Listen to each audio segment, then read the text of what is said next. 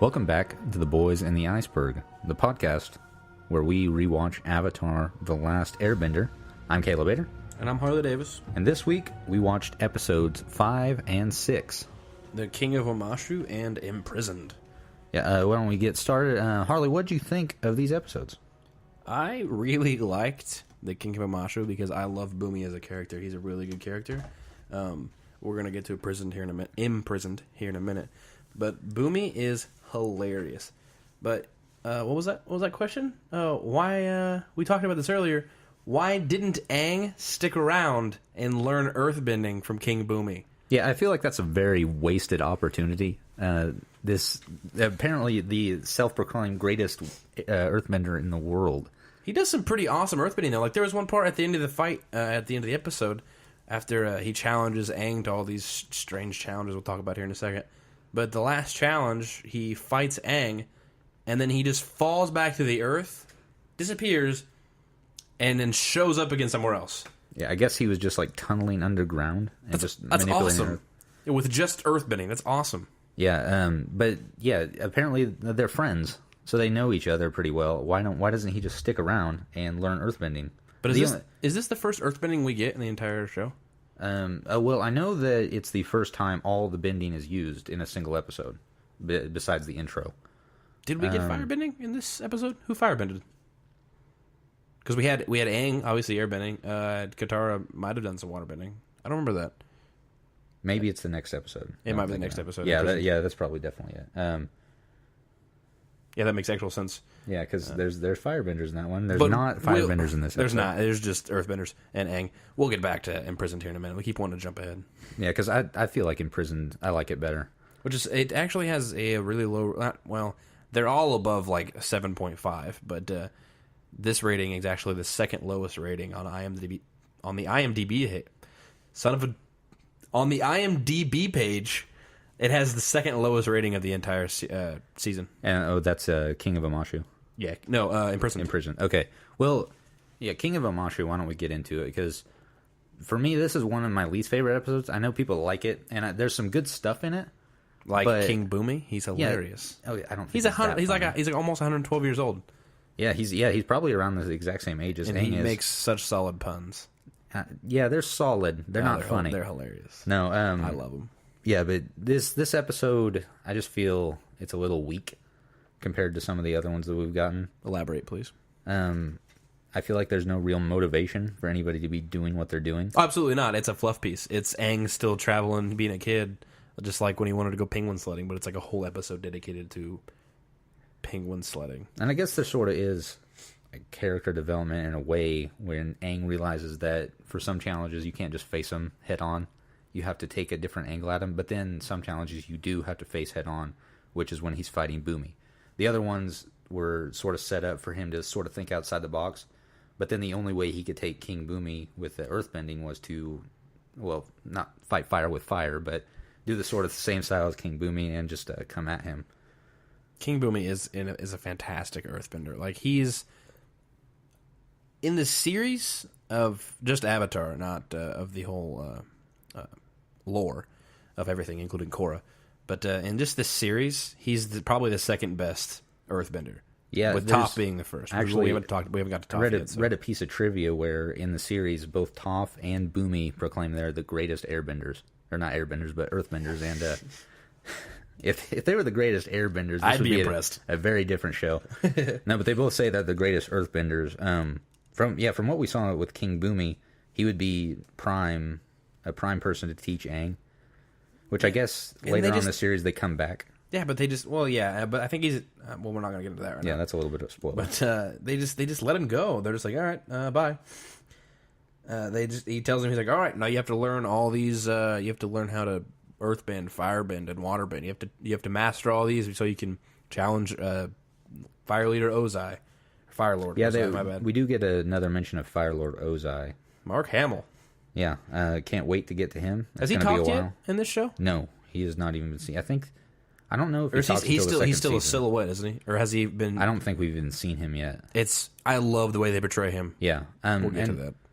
I think part of the reason he wasn't cast for a while, so the only way they could portray him I mean, they could have shown him, obviously, but they didn't get the casting down until later, which it just adds to sort of the mysterious nature of his character. This is the first time and the only time that Katara and Sokka's grandfather is mentioned in the series. And I guess that's when Aang dresses up like an old man.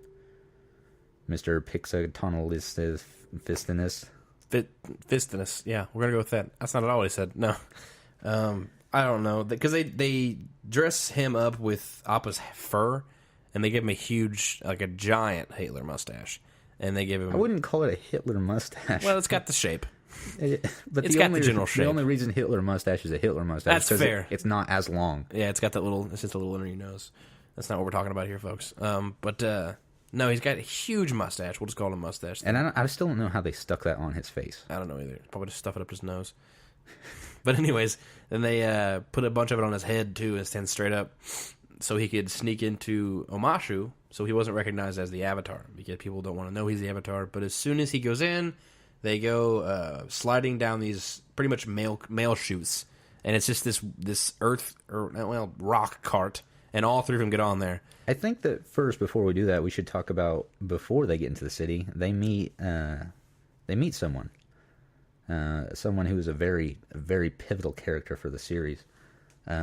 He's standing outside the gates before they go in, and this is one of his most famous lines.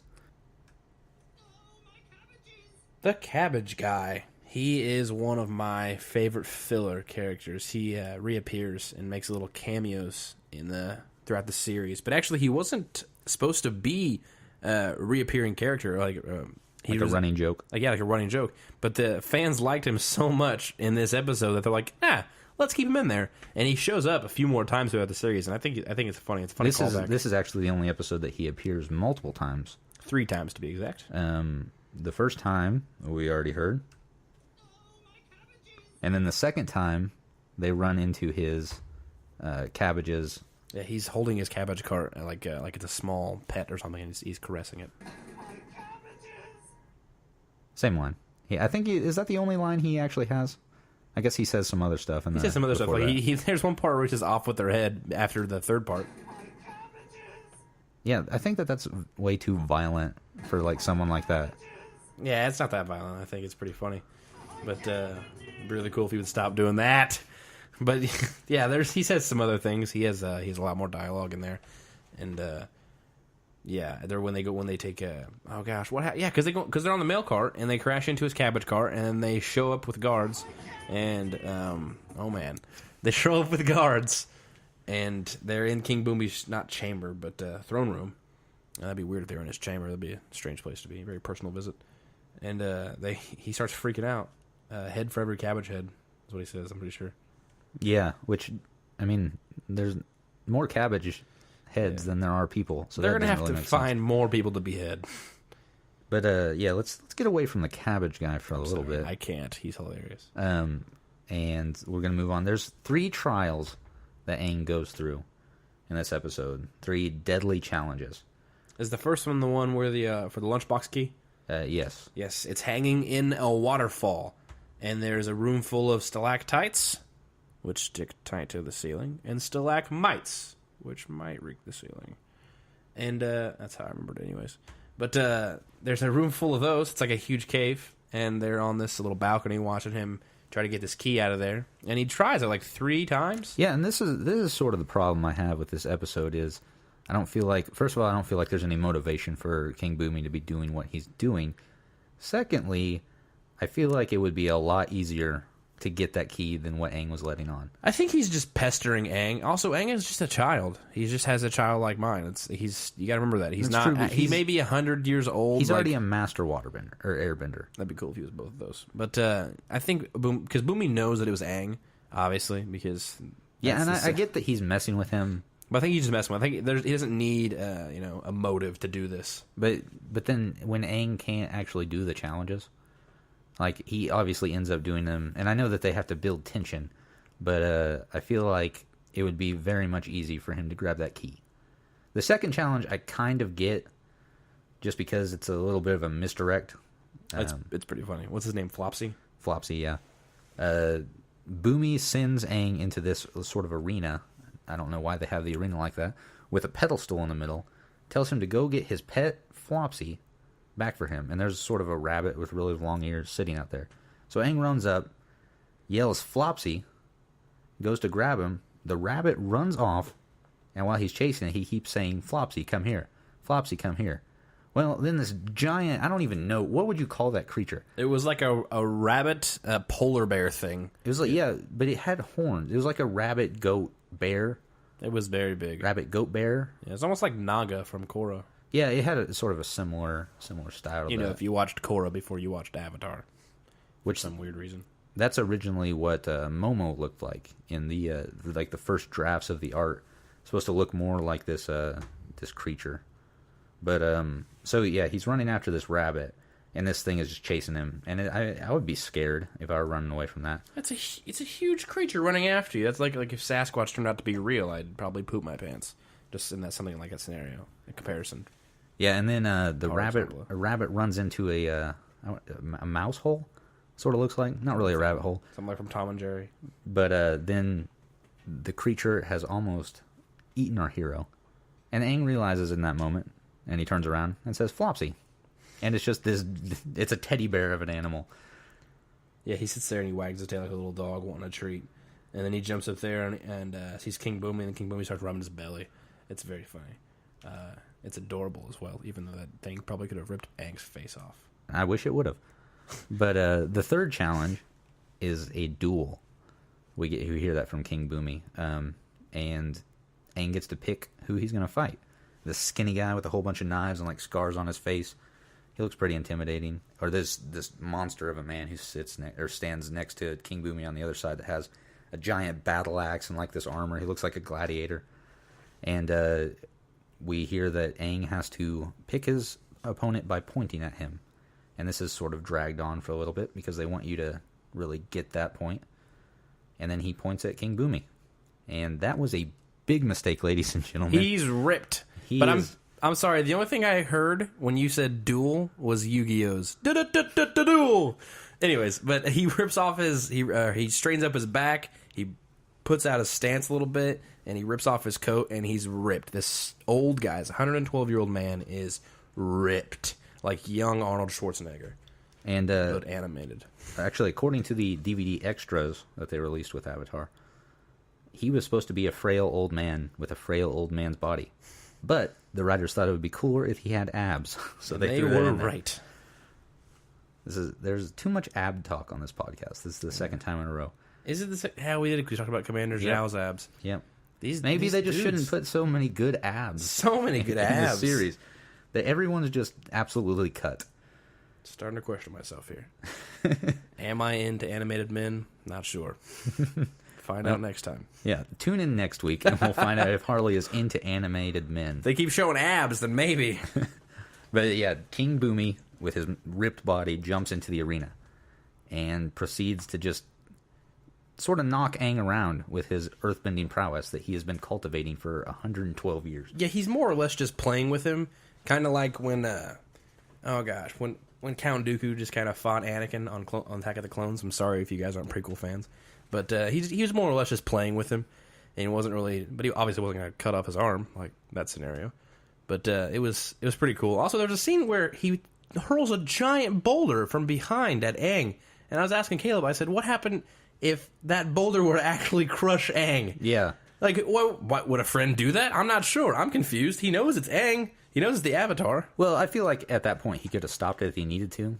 Or maybe he thought the Avatar wasn't worthy enough and wanted to move it on to the Earth Kingdom. Reincarnate him. But actually in that scene when he throws the boulder at him, it's really cool because he creates a tornado. And that move is often seen in water style. Water bending as sort of a deflectionary tactic. And that just goes to show you that even though he only has mastery of air bending, he's already thinking like a waterbender. Yeah, he already has knowledge of the other bending abilities. That's why he can sort of pick up on the waterbending later in the series a lot better. He does pick up waterbending pretty easily, though, I feel like. There's a part in a few coming episodes where he seems to struggle with it, but I think he picks it up pretty quickly. One of the quicker ones, at least. Yeah, and Katara even gets mad at him later because he's advancing so quickly when she's been waterbending her entire life and is struggling with this. She's also not supposed to be the Avatar, though. So that's my argument for that. I'm not saying it's justified. I'm just telling you what she feels. Yeah, and then the episode ends with King Boomy and Avatar going into a standstill where there's a boulder hovering above both of their heads, and Boomy finally revealing who he is after he forced Aang to figure it out. Because this entire time, Aang's not thinking, this is my friend from 100 years ago. Yeah, the last challenge was, what is my name? It was commissioned by Boomy. And then Aang has to think about it. And he remembers everything about Boomy from his childhood. He's like, oh, okay, it's Boomy. And they're like, oh, yeah, okay. And they hug and they're friends and whatnot. They don't actually hug. They might hug. I think they do hug, actually. Yeah, probably. I didn't make it up, but I thought I did. If his abs would have been out, would you remember they hugged? Probably. Some serious abs. Yeah, but so he releases them, and they leave Ba Sing Se, or not Ba Sing Se, Omashu. But before they do, Aang and Boomy go for one last ride down the chutes, which ends in a little bit of destruction. The third and final time of that episode that you will hear the Cabbage Man. Now let's talk about Imprisoned. Absolutely. What did you think about Imprisoned? I love this episode. I think that they got really most everything right. Just about how people would feel if they were completely taken out of their element and just they couldn't do anything. I don't really get why weren't they making them work while they were out there? They were just sort of sitting around. I would have. It's just really just a prison. Like it's not really Yeah, but put them to use. It's not a concentration camp. Oh. It's a prison. What are you talking about? Hey, you put them out in the middle of nowhere. What are they going to work on? Yeah, that's why you don't put them out in the middle of nowhere. You exactly. do something else. You put them out in the middle of nowhere so they can't bend anything. I would make them, I don't know, put them up in an elevated thing and make them do some menial work, like building license plates or something like that. License plates. I mean, something equivalent, an equivalent thing to a license plate, something that you need. A bison's plate. Yeah. I think that all bisons should be registered through the government so we can track them. Because look at what happened when you don't. The Avatar just goes around doing whatever he wants. He should at least have a passport. I mean, you can't just meander into those places without paperwork. He goes to so many different places. The Southern Village tribe, the Southern Water tribe, the Northern Water tribe. Well, they're all dead. Basically, there's only a couple people. I'm talking about the Water tribe, not the Air tribes. No, I understand that. No, the Northern tribe. There's a lot of people there. The Southern one. How many people are there in the Southern Water tribe? I don't know. Can you really call it a tribe? A couple dozen? Yeah, maybe. I don't even think it's a couple dozen. It's all women and children, though. I think it's like 19 people. That was not meant to be sexist or derogatory. That was just.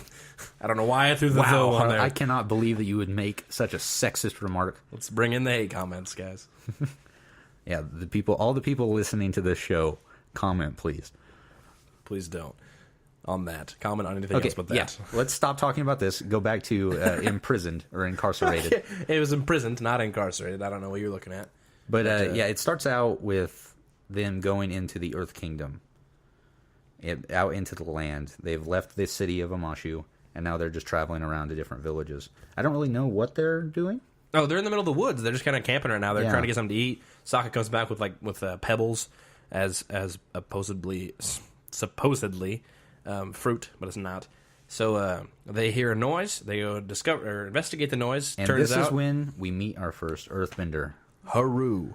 Well, no, second Earthbender, because this is imprisoned. That's true. So we've already met Boomy. But the first Earthbender that we've seen out in the wild. Yes, its natural habitat. And I think he's just practicing, maybe, because he's just moving rocks around in like a river that doesn't have any water in it anymore. And if you look up there, you'll see an earthbender in its natural habitat. A dirty little ditch. And if you notice, if you talk about earthbending, they'll run away. Yeah, he gets very poke freaked him with out. A stick. Gets very freaked out when they see him, because we come to find out they're not allowed to practice earthbending in this tiny little village. Yeah, the Fire Nation has sort of a mafia-type relationship with the people of this village that... Because everything changed when the Fire Nation attacked. It did. It really... Truer words have never been spoken. Everything changed. I just made that up, too. Yeah, I never thought about it like that. So everything crazy. really did change. They should use that as their tagline or something. Yeah, maybe. Put that on posters. But yeah, the Fire Nation are basically threatening people and offering them protection. If you can't see, I'm doing air quotes right now. You can't see because of the podcast. I'll go ahead and spoil that for you. But they offer them protection for not burning their house down. And they keep increasing the fees that need to be paid. Yeah, it's like a Robin Hood scenario where the sheriff of Nottingham is just stealing taxes from the poor. But then there's this episode, or there's a segment of the episode where there's a cave-in at the mine, and Haru and Katara go find the cave-in. They help the guy with Haru is very hesitant to do anything. Extremely hesitant. He's just trying to hold the rocks up. He's not really doing anything. No, and I don't know how he thought he was going to hold that up. No, he's just going to get crushed. Not a very big guy. No. But so he does a little bit of earthbending. And I actually had a problem with that because... Tell us your problem. The earthbending that he does, he goes back in front of the guy who's laying down, facing out. He goes back in front of him and just blows all the rocks away. Back down into the tunnel. Every single rock is gone. A lot more subtle than that and Absolutely. not revealed yourself.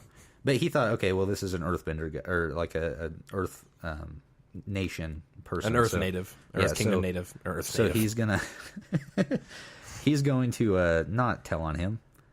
Not the case at all. Rats him out immediately. He gets very arrested and sent out to the prison camp that is in the middle of the ocean. And is ran by none other than George Takei, ladies and gentlemen. Yes, they animated George Takei in his Sulu outfit from the original series. Oh my. And he actually almost says, oh my. So close. We were going to splice it together. But Yeah, that's too much work. yeah, we're not going to spoil you guys with that. No, but he is the voice of the warden, not the captain, because apparently there's a difference between the warden and the captain. There's absolutely... Have you not seen Longest Yard? There's absolutely a difference between the warden and the captain. There's no Who's the captain in The Longest Yard? The captain is the guy who was in Prison Break. The guy who is... he was in Ninja Turtles. He was supposedly the bad guy. What is his name? Are you sure he's the captain? They have that designation. Is it Fichtner? I don't know. This Doesn't matter. literally does not matter. George Takei is the warden. It's really cool to hear George Takei in this episode. He's very aggressive too, but he's still pretty funny. To hear George Takei be aggressive and not just be in a strange Super Bowl commercial is very amusing to me. Mm-hmm. More amusing than a strange Super Bowl commercial. Way to date this episode, Harley. Sorry, I did. No, but after Haru is imprisoned, Katara thinks that this is her fault because she was wanting him to get involved with the cave-in. And so she goes out on a little mission that she's going to get herself captured for earthbending. And it's pretty clever because there's air vents everywhere, and so they're going to put a boulder over an air vent, and then they're going to have Aang be on the opposite end of the air vent, have him do some airbending, push the boulder up. I don't know why I'm using my hands right now, Caleb, because nobody can see this. They're going to push... I think that this is one of the first time we see one of Sokka's plans. Because later on in the series, he's the plan guy. He is the plan guy. He's really good at it. He knows how to set up a situation and get it to follow through, even though it rarely works. So rarely.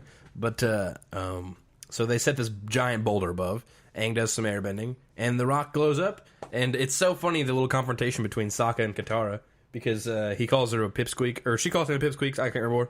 And she goes, I'll show you with some earthbending style. And it's this strange, it's this really anime mocking kind of battle. Sort of intense moment with all the lines in the background where it looks like she's moving really fast. It's so funny. It's pretty much like, have you ever seen the Speed Racer movie, the way they do their action scenes?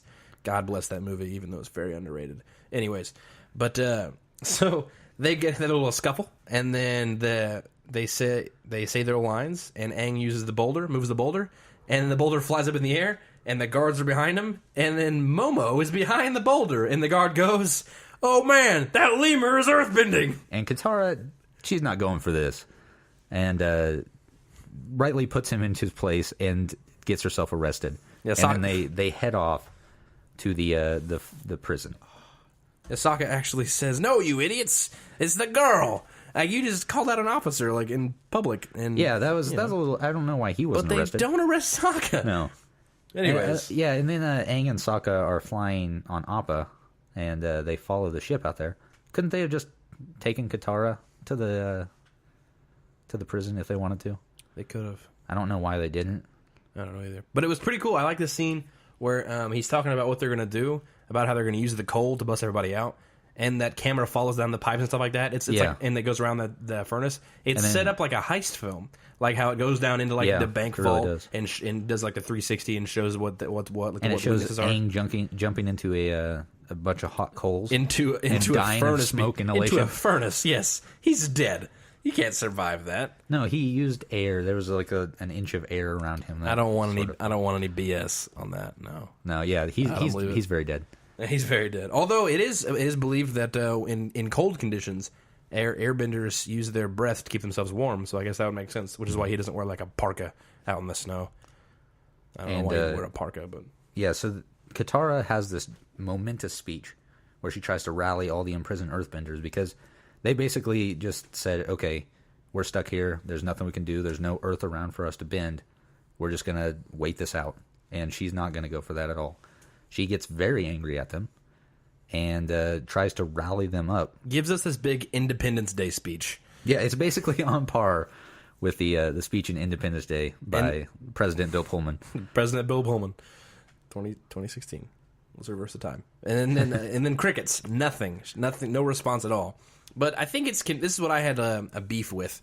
I think it's convenient that Katara met Haru because Haru, they kind of have a little bonding moment because Haru's father happens to also be in the same prison, and he happens to be the one person that everybody imprisoned there looks up to. So he's kind of like their little inside leader. And so it's so convenient that when Katara gets kidnapped and her tries to do her plan, that they bring the coal out, and I can't remember what exactly happens, but Katara says something, and a coal chunk flies at the one guy, George Takei, the warden, and that was Haru did that, and it turned around and firebended right at Haru, and then his dad came up steps in and blocks that with the coal. And if that would not have been the scenario, if that would have been anybody else, I guarantee they would have just let him get on fire and die. I disagree with that. I think that as long as someone who really cared about Haru was there, they would have stepped in, and then everybody would have been like, "Oh, well, this is going to happen now, so we might as well be on the winning side." And they do. Everybody does step in because because Haru's father, which I don't think he has. I can't remember if he gave him a name or not. But we're gonna call him Haru's father because in the credits, it's Haru's mother as well. So we're just gonna call him Haru's mother and father. But Haru's father was in there, and he steps up, defends his son, and then they all beat him. And there's this little scene that reminded us of the movie, which we're going to discuss here in a second. I prefer not to, please. Caleb actually said, "Oh, I hope they do the little triangle formation and move a rock really slow." And they do a triangle formation. Please don't get angry at me. No, it was a jest. The movie was terrible. Haru's father's name is actually Tyro.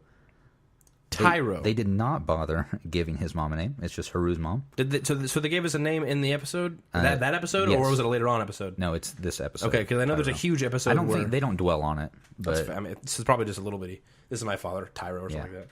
But so then there's a huge battle with the firebenders and the earthbenders where they're throwing burning coal now because the firebenders have lit it on fire. And they're getting coal chucked at them from the earthbenders, and Aang is doing some weird antics where instead of actually just fighting with his earthbending skills, he's making a little cyclone and hurling coal at people, and that struck me as odd. No. Why doesn't he just fight? No, I liked it because like we compare this to the movie a lot when we're watching the shows, even though you don't want to talk about it on the podcast. But during the show, we compare it to the movies. Well, I do at least. And I liked in the show how the camera, when he moves his hands around to create the whirlwind, the little tube whirlwind, it's basically like a softball shooter or something like that. But the camera follows his hands around, and I like that, the way the camera moves. And I like how in a battle scene, most of the time, the camera follows the hand movements of the benders. I think that's really fluid and it makes it nice. I don't think that's one thing I don't think that the movie did. And they also drew out the bending way too much. Yeah, it was this huge martial arts like set, and then there was a little bitty bending. Now, I liked how they did it in where they actually mirrored the martial arts and made him do actual martial arts move. But it was just executed so poorly because there was all this build up for a little payoff. Yeah, like it would have been cool, like in the movie when like Zuko goes to use the fire, when like if he was moving, the fire would move along with him, like and it would just get bigger as it goes, and then he would release it. Like that's what I would have done if I would have directed it. M. Night Shyamalan, dang it, the Sham Hammer, coming in and smashing up another movie. Hey, he's back. He's back though. Go watch Split, folks. We're not endorsed by them. But Thank go you watch for Split. dating the podcast, Harley. I've already dated. It's February 2017, folks. Would you like to give them the time to? I don't have a timepiece in front of me, but it is half past something. A freckle. And actually, not that far off. Really? But enough about this time talk. Let's go into some comments that are years old. Let's read off that first one. Yeah, this is from. These are some comments from Fandom, which is the wiki that we're using to get all of our trivia and stuff for Avatar. The first comment was posted in January of 2013. It says, "How did Zuko know where to find the prison at the end?" Very good point. That's a really good because really good question, he comes actually. back and finds Katara's necklace that she was given by her mother.